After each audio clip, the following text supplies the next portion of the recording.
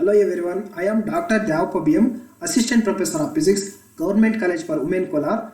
Welcome to my video lecture on Systems of Particle, Center of Mass, session number 19.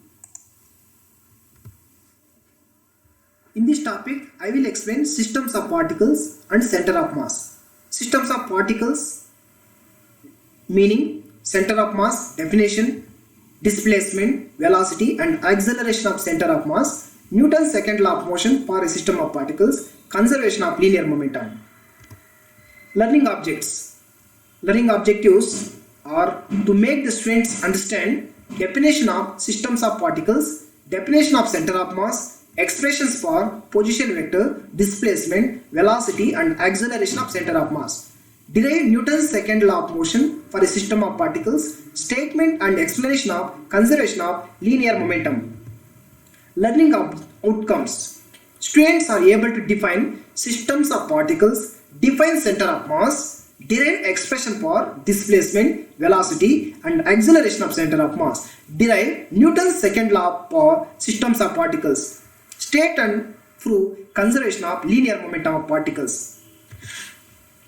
Prerequisites. Students must have the knowledge of concept of systems of particles, concept of center of mass, concepts of displacement, velocity and acceleration, Newton's second law of motion, concept of linear momentum, principle of conservation of linear momentum.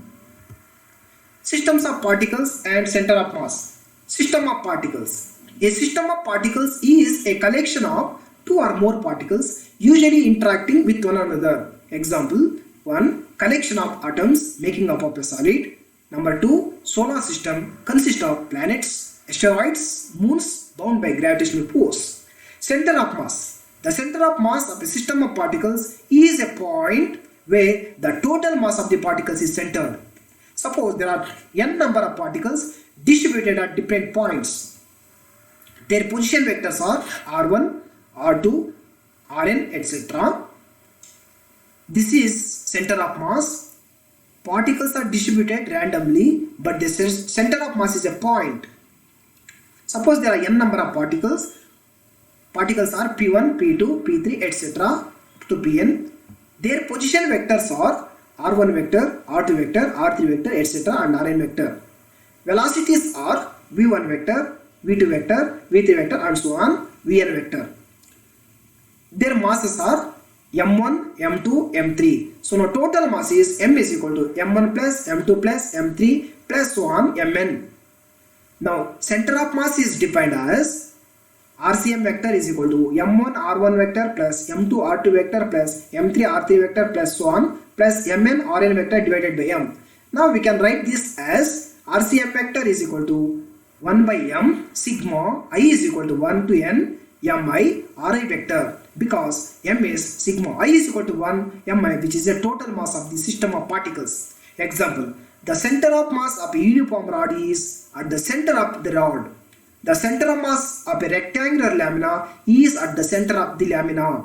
The center of mass of a chair is at the center point, well below the seat where there is no mass. Displacement, velocity and acceleration of center of mass. As the system of particles move, their center of mass also moves. It is a point in space and not attached to any matter.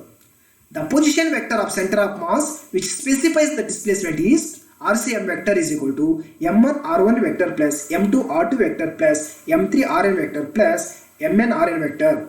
The velocity of the center of mass is rate of change of displacement of position vector. VCM vector is equal to d by dt of RCM vector, which is equal to d by dt of m1 r1 vector plus m2 r2 vector plus m3 r3 vector plus so on mn rn vector divided by m. VCM vector is equal to m1 v1 vector, because d by dt of r1 vector is v1, rate of change of displacement is velocity, dr1 by dt is v1, dr2 by dt is v2, dr3 by dt is v3. So therefore center of mass of velocity is equal to m1 v1 vector plus m2 v2 vector plus m3 v3 vector plus so on mn vn vector divided by m. Now velocity of center of mass is 1 by m sigma I is equal to 1 to n mi vi vector, because m is equal to sigma I is equal to 1 to n mi. The acceleration of center of mass is rate of change of velocity of center of mass of velocity. ACM vector is equal to d by dt of VCM vector, which is equal to d by dt of, now substitute here, velocity is m1 v1 vector plus m2 v2 vector plus m3 v3 vector plus so on mn vn vector divided by m. So capital divided by m is a constant, pull it outside. Rate of change of velocity is acceleration. D by dt of v1 vector is a1 vector, d by dt of v2 vector is a2 vector, d by dt of v3 vector is a3 vector plus so on, d by dt of vn vector is an vector. Now I can write center of mass acceleration ACM vector is equal to 1 by m, sigma I is equal to 1 to n mi a vector, because m is equal to sigma I is equal to 1 to n mi, which is the total sum of the particles. Newton's second law of motion for a system of particles. I will consider large number of particles, P1 vector, P2 vector, P3 vector, so on, Pn vector particles. Forces acting F1 vector, F2 vector plus F3 vector, so on, Fn vector, forces acting on the particles. An external force is one whose cause and effect are both within the system. According to Newton's third law, for every force there is an equal and opposite force acts within the system. Therefore, all the internal forces come in balanced phase. Hence, the net internal force acting within the system is zero.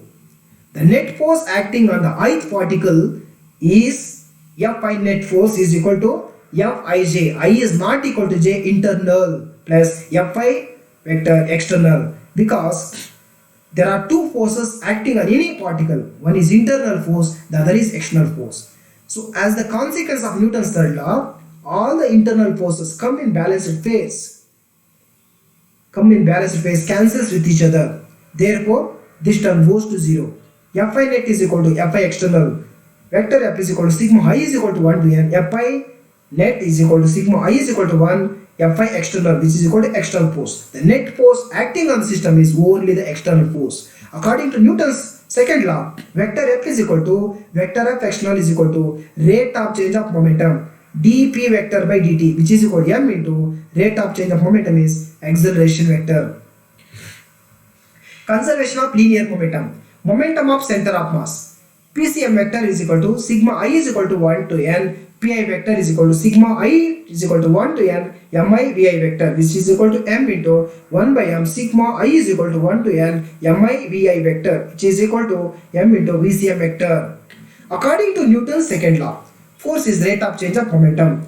F is equal to d by dt of PCM vector, which is the linear momentum, which is equal to m into d by dt of VCM vector, velocity of center of mass, which this implies that vector F is equal to m into ACM vector. ACM vector is acceleration of center of mass. External force is rate of change of momentum.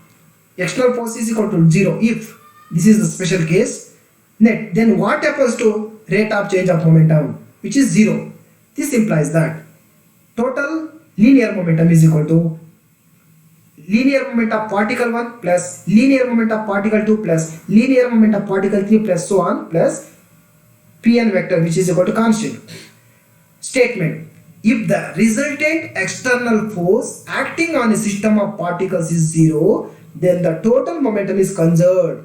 In such a case, center of mass is either at rest or in uniform motion with constant velocity.